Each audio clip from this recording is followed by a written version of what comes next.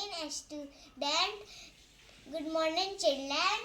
आज ma'am absent है, इसलिए हम आज आप लोग का क्लास लेंगे। 5 पेट एनिमल।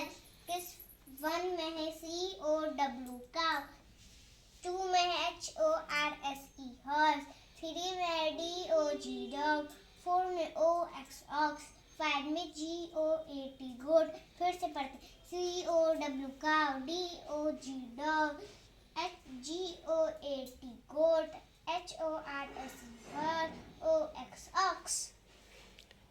Thank you.